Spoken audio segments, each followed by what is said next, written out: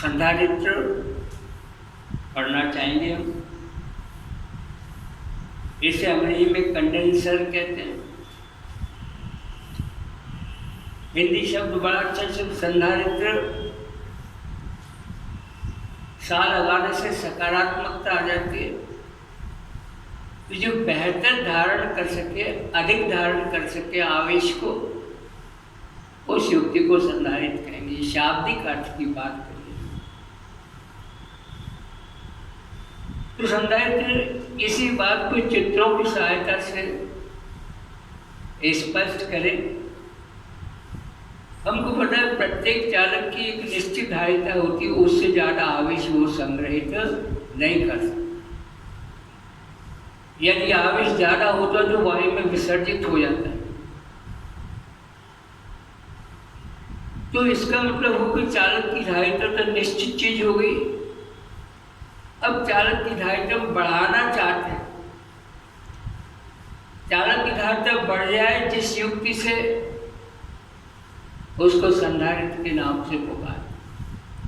तो चालक के आकार में परिवर्तन ना करे, लेकिन उसकी धारिता बढ़ जाए, तो ये जो युक्ति होती है इसको हम संधारित्र के नाम से पुकार। फिर से हम देख लें, प्रत्येक चालक की एक निश्चित दक्षता होती है, सीमा होती है, धारिता होती है, बस उतना ही वो आवेश रख सकता है, उससे ज्यादा नहीं रख सकता। ज्यादा आवेश देंगे तो फिर वो वायु में विसर्जित हो जाएगा, उस पर तो उतना ही रहेगा जितनी उसकी धारिता है। लेकिन हम इसकी धारिता बढ़ाना चाहते हैं, और वो भी तब बढ़ाना चाहते हैं जब इसके आकार में हम कोई परिवर्तन ना करें और धारिता इसकी बढ़ जाए। तो जिस युक्ति से हम ऐसा करेंगे उसको हम संधारित्र कहते हैं। चलिए हम इसकी धारिता बढ़ाने के लिए कुछ चित्रों की सहायता से अध्ययन करते हैं। ये एक चालक पर कुछ धन आवेश है। मान लो क्यों आवेश है इसके ऊपर, क्यों धनात्मक आवेश। अब चालक के पास में दूसरा चालक रखा हमने जो अनावेशित है, जिस पर कोई आवेश हमने नहीं दिया है। हमने भले बी चालक को कोई आवेश नहीं दिया है, लेकिन प्रेरण की विधि से,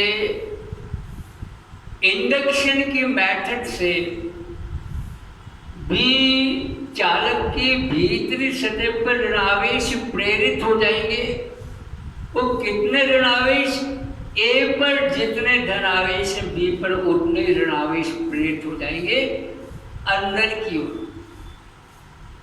अंदर की ओर माने ए के प्लस क्यू आवेश वाली सतह के पास में बी की जो सतह है उस पर ऋण क्यू आवेश प्रेरित हो जाएगा। या धन क्यू आवेश था या उतने ऋण क्यू आवेश प्रेरित हो जाएंगे। ऋण क्यू आवेश प्रेरित हो जाएंगे मतलब इस चालक में जो इलेक्ट्रॉन भरे हैं, मुक्त इलेक्ट्रॉन भरे हैं, उनमें से जितने धनावेश ए पर है उतने ही इलेक्ट्रॉन अंदर की साइड में आकर्षित होकर इकट्ठे हो जाएंगे। इसको हम प्रेरण की क्रिया कहते हैं। असल में इसके इलेक्ट्रॉन है जो धन आवेशों के आकर्षण के कारण बी चालक के अंदर की सतह पर इकट्ठे हो गए।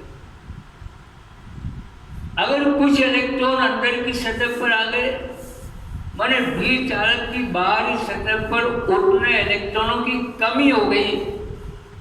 इलेक्ट्रॉन की कमी को धनावेश कहते हैं।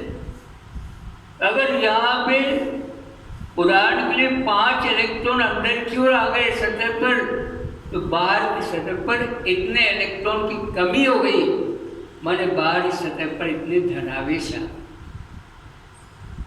अब देखिए अपन, ये जो पहली प्लेट थी इसका कुछ विभव था, Q बराबर CV से आवेश के समानुपाती विभव होता है। लेकिन जब ये दूसरी बी प्लेट हमने ए के पास में रखी है, तो इसके अंदर की सतह पर जो ऋण आवेश है, ये ऋण आवेश ए प्लेट के विभव को कम करेगा।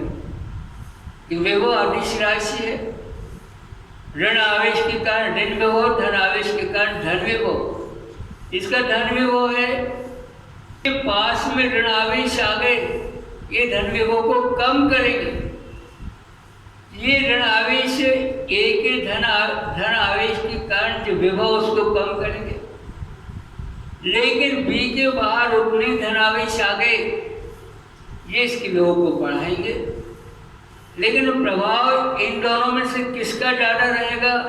कि ऋण आवेश जो धन के पास में, इनका असर ज़्यादा होगा। ये धनावेश जो बी के बाहरी सतह पर है, इनका ए के विभव पर कम प्रभाव होगा। तो परिणामी प्रभाव क्या होगा? परिणाम ये रहेगा कि ए के विभव में कुछ कमी आ जाए। हम चाहते हैं ज़्यादा कमी आ जाए विभव में, और विभव में ज़्यादा कमी क्यों आ जाए? V का मान जितना कम होगा C का मान उतना ज़्यादा होगा। तो हमारा उद्देश्य है कि विभव के मान में पर्याप्त कमी आए और भी कमी आए। तो ऐसा करने के लिए हमने B प्लेट की बाहरी सतह को पृथक्कृत कर दिया। पृथक्कृत कर दिया तो ये जो धनावेश हैं, इनका प्रभाव समाप्त हो जाएगा, क्योंकि प्रत्येक धनावेश जो भी प्लेट की बाहरी सतह पर था, इसको एक एक इलेक्ट्रॉन पृथ्वी से प्राप्त हो जाएगा। इसलिए धनावेशों का प्रभाव समाप्त हो जाएगा। अब केवल ऋणावेश बचे बी प्लेट की बीच सतह पर। इसलिए ये जो आवेश है, ये ए प्लेट के विभव को पर्याप्त कम कर देंगे। अगर विभव कम हो जाएगा तो समीकरण से स्पष्ट है, धारिता बढ़ जाएगी। इस प्रकार से ये जो युक्ति बन के तैयार हो गई, इसको हम संधारित्र के नाम से पुकारेंगे, क्योंकि इसने चालक की धारिता में वृद्धि कर दी है। वो भी तब जब चालक के आकार में कोई परिवर्तन नहीं किया गया। फिर से हम परिभाषा कर ले, वह युक्ति जो किसी चालक का आकार बदले बिना उसके विभव में परिवर्तन करते, उसके विभव को कम कर दे, है ना, अर्थात उसकी धारिता को बढ़ा दे, उस युक्ति को हम संधारित्र के नाम से पुकारते हैं। उस युक्ति को हम कंडेंसर के नाम से पुकारते हैं।